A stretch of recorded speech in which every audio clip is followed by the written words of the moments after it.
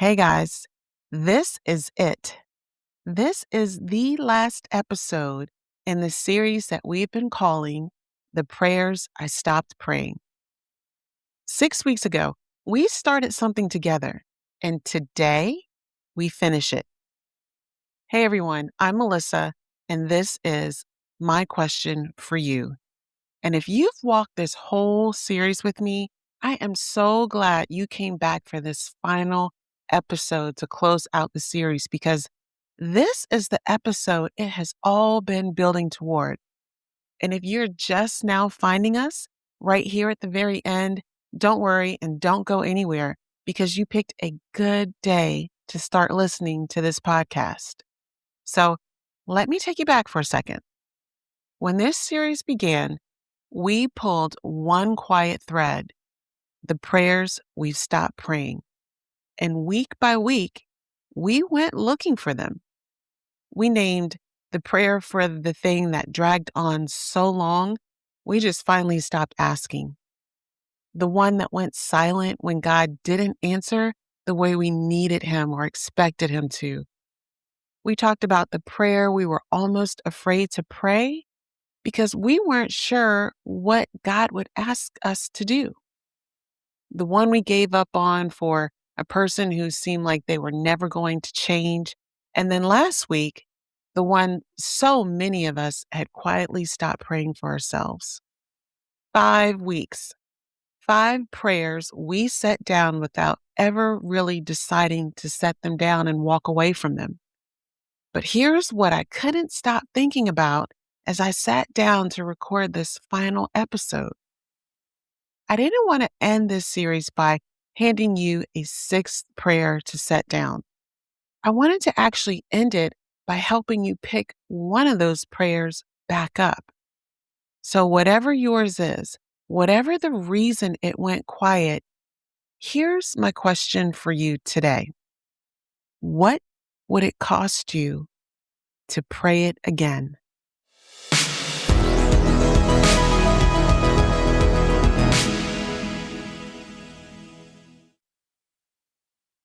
So what would it cost you to pray it again?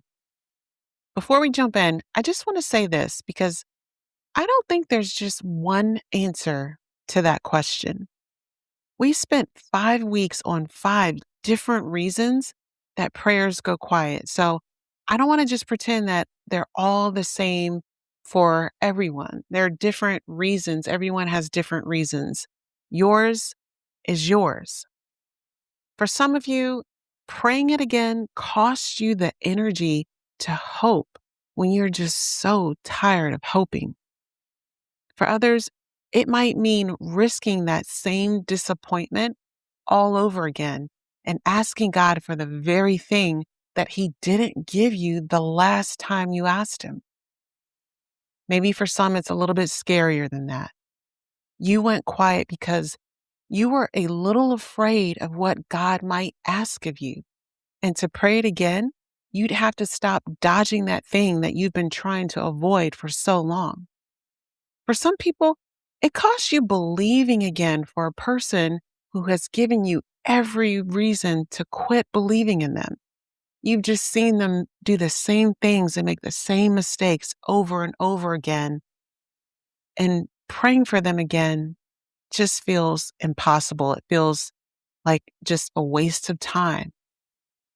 For some people, the ones who pray for everyone else, it costs you the hardest thing on this whole list because it means putting your own name back on the prayer list and believing that you matter enough to even ask God for your deepest desires. Those are all different costs, but every single one of them is real. So I'm not going to try to ask you to fit what costs you into someone else's box. These are all very different and they come from different places. But here's what every single one of those prayers has in common, no matter why it went quiet. It's a conversation with God that used to happen that suddenly stopped.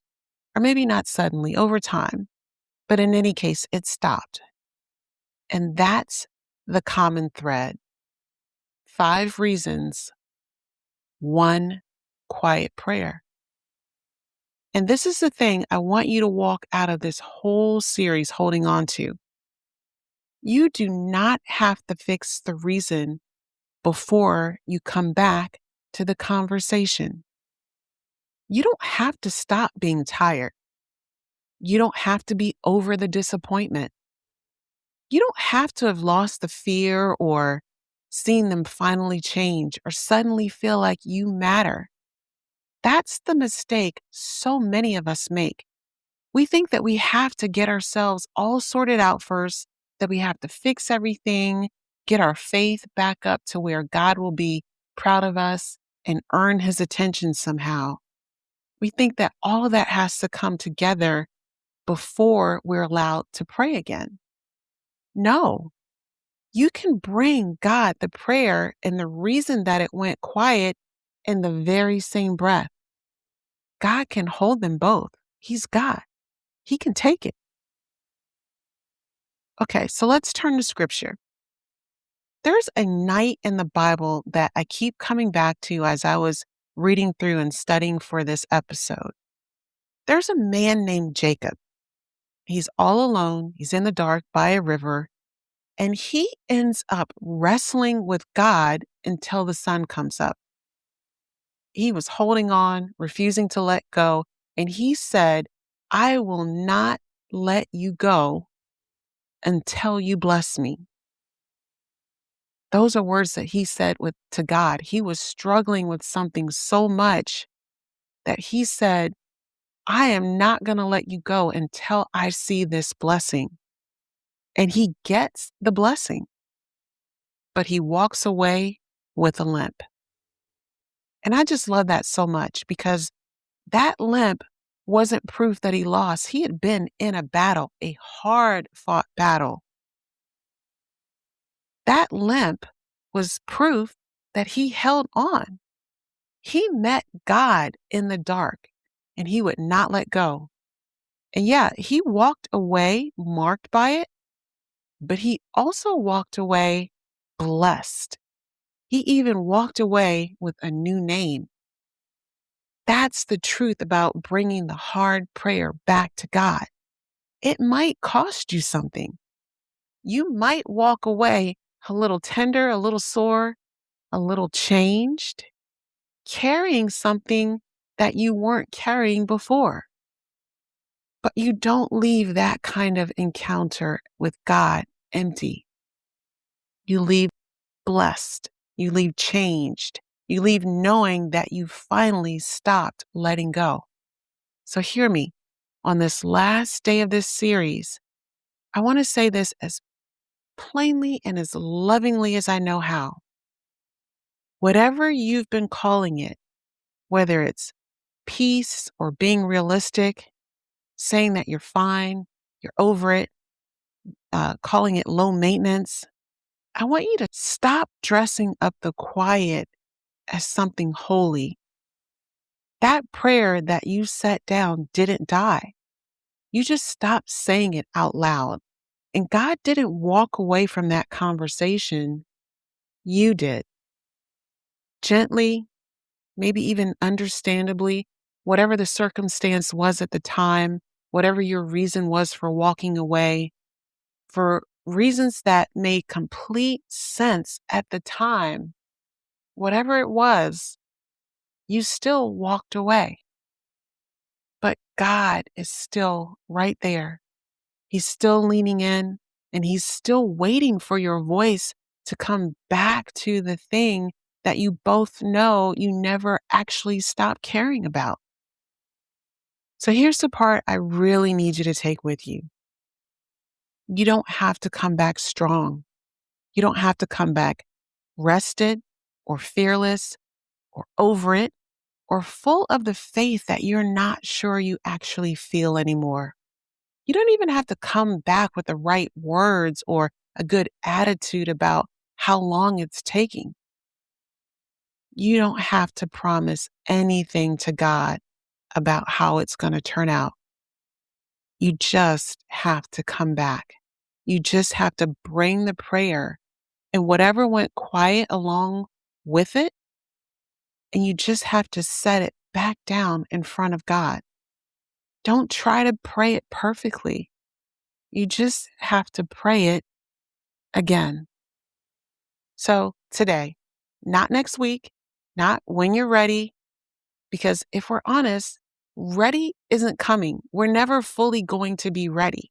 So today, I want you to just pick one, just one. The prayer that kept surfacing as we walk through this series week after week. And I think you already know which one it is.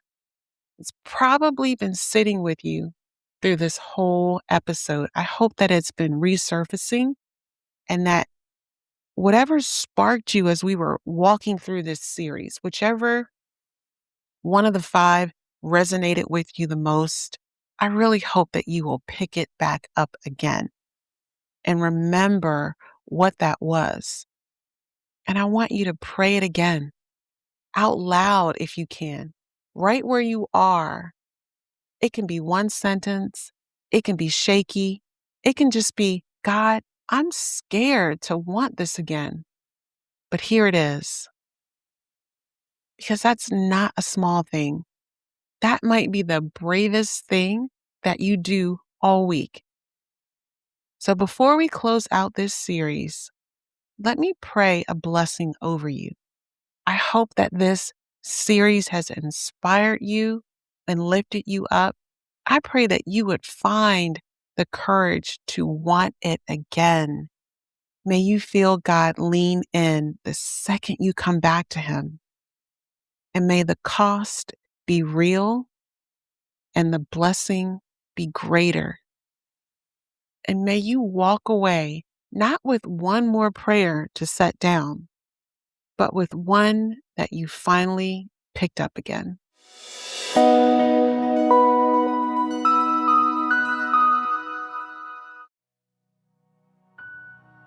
Well, friends, that's the end of our series, The Prayers I Stopped Praying.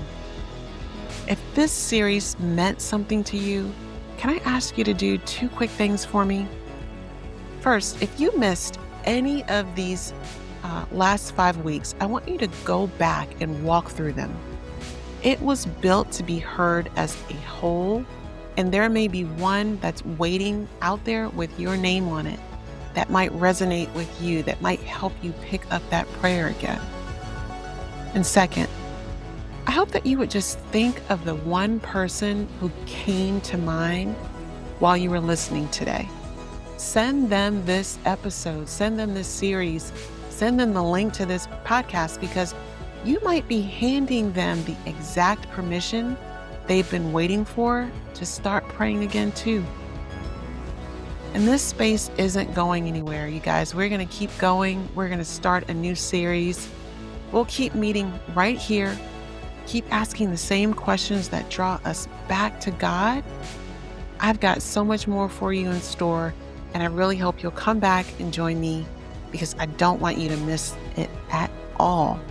So until then, I hope that you would please keep asking, keep listening, and remember, the prayer you set down was never too far gone for you to pick it back up. And neither are you. God is waiting to reconnect with you and to help you remember that prayer and to be there ready to answer it.